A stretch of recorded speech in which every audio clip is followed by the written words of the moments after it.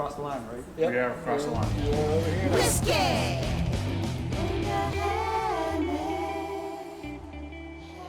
Hey, I'm Chris from Whiskey Hammock. I'm here with my cousin Jason, and we're hanging out with Adam from Gran Daddy Mimms Distilling, right? Yes, sir.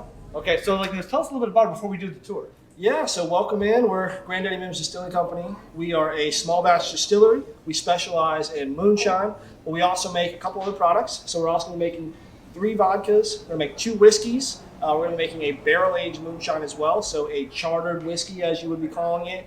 Taking that moonshine a step further, aging it since we're not running from the law and trying to get that liquor sold as quick as we can. And then we also make a couple other things like our cream-based shines as well, similar to a Bailey's product. So taking you guys through today, showing you how we do it here, and how good old-fashioned Georgia moonshine is going to be getting made. Oh, I'm excited. Like I said, I can't wait for the tour. I mean, never been here before. I'm here in Blairsville, Georgia, right? Yes, sir. So, on a WhiskeyVenture. WhiskeyVenture. Adam was nice enough to trade me t-shirts. So I'm rocking a t-shirt. He's got his Whiskey and Hammock shirt for later this week. And we're excited to go on the tour today. Right? Can't wait. Let's go check it out. Okay. So I'll be taking y'all through, showing you guys our distillery, one of our little rickhouse rooms, and then taking you through the process of how we make moonshine and keeping the tradition alive. So I always like to start my tours right here. Now, Gran Daddy Mimms was a real person. His name was Jack McClure. He ran liquor up until about the 60s here in Union County. We have a picture of him right here. Zell Miller wrote about him, former governor of Georgia. Said he was a bear-like man, always kept his shirt unbuttoned even in the winters, stuff like that. So you can see that even in his picture. We have one of his hats still here, so we'll pass under his hat as we go into the actual distillery itself. But obviously when you're making liquor back in the days, you gotta have a way to claim you're making your money. So he had a legal business on the side as well.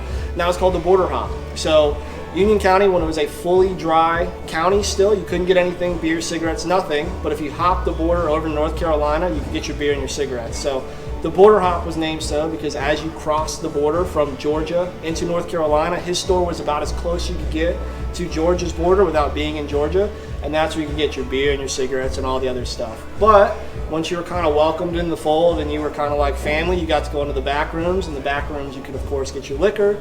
He also kept a few slot machines there, and he also ran a dance hall as well. Nice. So one of the funniest things, he never got caught bootlegging. There's a lot of stories of the police would show up. They obviously, hey, Jack, we have to go search the property, of course. And he would always say, one of the grandchildren there, you know what to do. And the cops never found anything, but those police cars always left with a few cases of liquor in the back. So we're not quite sure. That might have some correlation why they never found anything, but he stayed good on that. But the only thing he ever got busted for was actually his legal business. So running that dance hall out of the back. The only arrest records we actually have are for him getting caught running an illegal dance hall, and that was the big no-no. So that was the only time he got in trouble, was his actual legal enterprise on that end.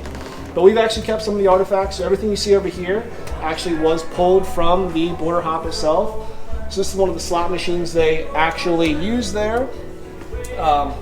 Jack's son still comes around and he'll talk about, they'd use this slot machine also kind of like a piggy bank, so the kids would like put nickels in, and sometimes they'd win money out of it, but they'd use it as kind of like a piggy bank for Christmas. Christmas time, bust it open, that's where all the presents would come from and stuff like that.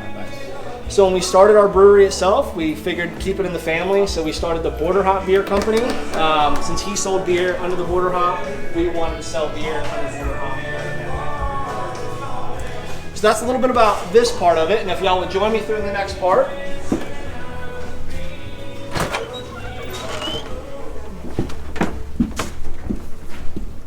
Now this is currently acting as one of our rick houses here. Now, I always like to mention this building itself is about 90 years old. So this building used to be the co-op for Union County. So used to be where you get all your feed and stuff. Some of the old timers will talk about this was the first place they were allowed to drive to. So you're able to drive up here when you're about 12 to 14, back the family pickup truck here and get all your grain for the farm and go on home. Sort of a garage bay, so you can see under the wagon here where it's been filled in now. We're no longer going to be getting down into an engine or anything like that. But now this as well is Mimmy's actually his wagon itself. So this is an actual one that we have. So when we go back out, you can see an old picture, an old newspaper article of him actually driving this wagon. That's crazy. But obviously with this building being so well conditioned, it's kind of turned into an impromptu rick house for us. So right now, everything that's aging in here is going to be our barrel-aged moonshine. So all of our moonshine products that we age in bourbon barrels, we're going to be taking them typically for 2 years. There's some that we're taking a little bit longer, experimenting with some of the age statements on there. We just pulled a bunch of them and dumped them, so it's looking a little empty in here right now, but they'll be getting refilled to age for typically 2 years. The some we have that are probably going for a little bit closer to 3 to maybe 5 years on those side ones over there. But I'll take y'all through in here, and this will be the actual distillery itself.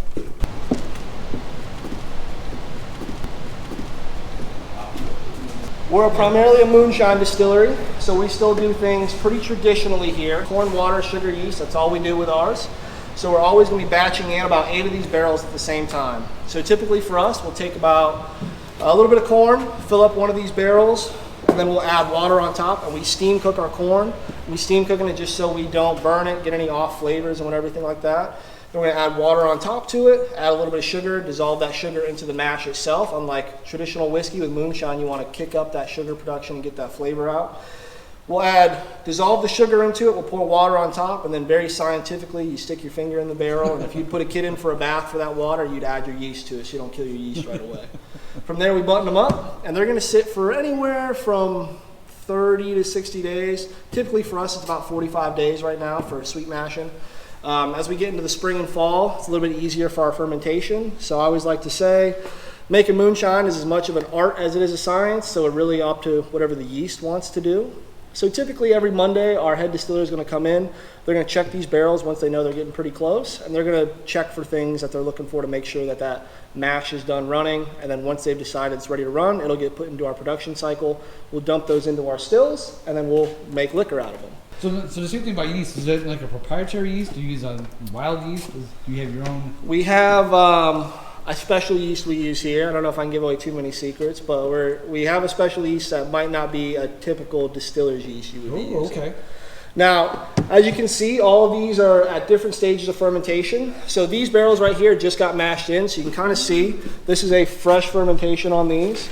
So working pretty good. You feel a lot of heat coming off of that barrel from the yeast. Wow.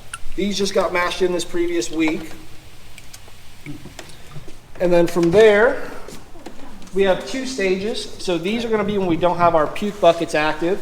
And our puke buckets are going to be these other contraptions you see over there. So typically as that yeast is working pretty aggressively, before we had those, you'd come in on a Monday and they'd puke over the side, and then you get to spend your Monday cleaning up mash off the side of barrels. So we have our puke buckets there, or we'll leave them unbuttoned right here until after about a week or so, they'll get buttoned up.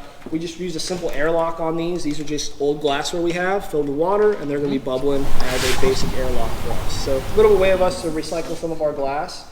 They'll get buttoned up, and then you see like these over here, they'll stop bubbling after a little bit of time, and then we'll be ready, getting pretty close to run.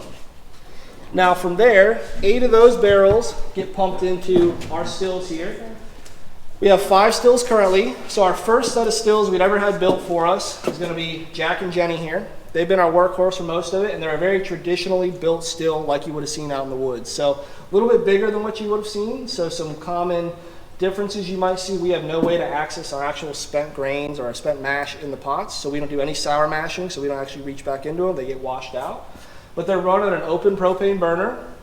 Now, she's been working for 7 years now, and you can kind of see her bottoms have already been changed out. The original bottoms are hanging up on the walls there. They've got some pinhole leaks in them. As you can imagine, whenever you're distilling and get a leak over an open fire is always a fun day. So she's gotten some repairs. So Jack and Jenny and Bonnie and Clyde are both about 160 gallons on each side, so we're running right over 300 gallons. We triple distill everything on them, so our main pot runs into a thump, into a second thump, into a condenser, aptly called a thump because as it starts warming up, you start hearing a thumping noise. And then both very similar. The main difference is going to be the condenser setup.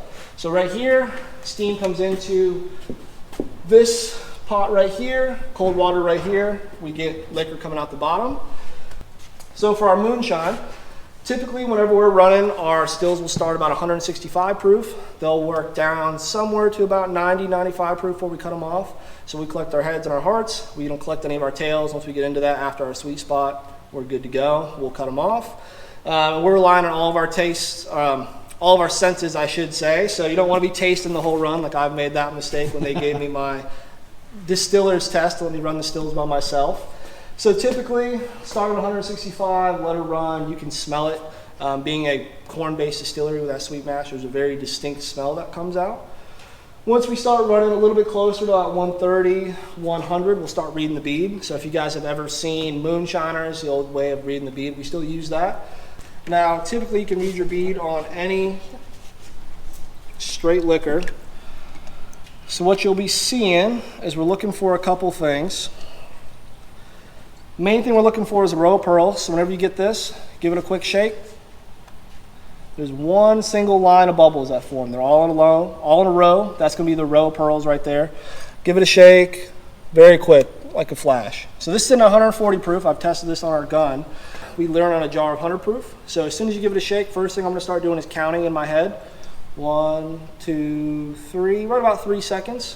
100 proof, you're looking at 5 to 6 seconds before it totally clears up. So I know since this is less than 5 seconds, my proof's higher than 100 proof. And then what you're looking for as well, on that row of pearls right here, the bubbles are pretty large compared to 100 proof. So when you give that a shake, you get pretty large bubbles going through there, and the larger your bubbles, you know your alcohol's sitting a little bit higher. So what you'll see is as you get closer to 100, those bubbles get smaller and smaller. It's taking longer and longer to clear up. So once you get to the point where it won't really hold a bead at all, you know you're getting pretty much out of your liquor, and that's when we know we're pretty close to cutting the run off. Now from there, once we'll do a run can take anywhere from typically around 6-7 hours, somewhere around there. We'll get about 1 barrel of liquor out of our 8 barrels on our fermenters. We'll collect those barrels over here. They'll sit here until they either get put into bulk or we'll add them into some of our totes. We get the liquor ready for the real world. If y'all join me over here, I'll show you a little bit more about that process. Now over here you'll see a couple things. So directly through these doors right here, you're going to see a wall of totes. A tote is just one of these plastic cubes right here. All that means we can hold about 255 gallons of any one product in it. So if we're making our 100 proof, we'll add liquor to it, add water on top, cut it to 100 proof, we're good to go. Sometimes they trust me enough, but I still like to make sure they've tasted it before I say anything goes out. So a lot of times, if you're here during the week, you might see me run up front, pour a little shot from the bar myself, and then run it back here. Not just drinking on the job. Sometimes we're just doing a little quality control just to make sure that it's a consistent flavor of what we've already released. But from there, once we've tasted it, it's clear, the proof is right, we're happy with it. It gets to live up on this big tote of molasses right here. We put a tote up there, we connect it to our bottling line, and this is going to be our bottling line right here. So, you've ever seen the movie Christine about the killer car? We jokingly call her Christine as well. There's a lot of nicknames for everything back here, but she hates us some days. Sometimes she's going to cut you up and make you bleed at the end of it, but she helps us, save us a ton of time.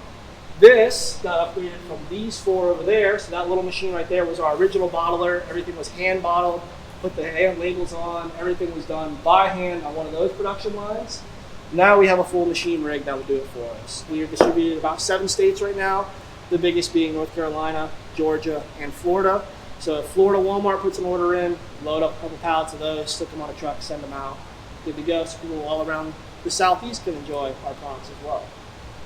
Now another thing I'd point out to y'all, we come back in here, like I said, we have a brewery on property as well. So directly behind that wall to our left, it's a little bit of a small brewery setup right now, but we kind of only do draft pours right now, so kind of give people another option other than liquor. And then if you look through this window right here, you'll see our other building. Our other building is going to be holding more dry goods, so some other products, glassware, boxes, anything that doesn't need to be air conditioned to be kept. So a lot of times you'll see me driving the forklift down the road with a big pallet of glass, praying to God I don't drop a pallet of glass in the road and make a fool out of myself. And then from there, it's a lot of rinse, wash, and repeat. So we'll make sure we got fermenters going, make sure we got liquor coming out of the stills, make sure that liquor is proofed right, tastes good, and get in a bottle, and that means we all get paid at the end of the day. Great No job. problem. Thanks, y'all. I appreciate y'all listening to me. All right, we need to go finish drinking. Do we? I'm going to leave you with the motto on the way out. May the wind always throw your hammock, and may your glass never go dry. Cheers. Cheers, Thanks, y'all. Adam. Thanks, Cheers. All right, how was that? Beautiful. Perfect. Of course, thanks, y'all. Yeah.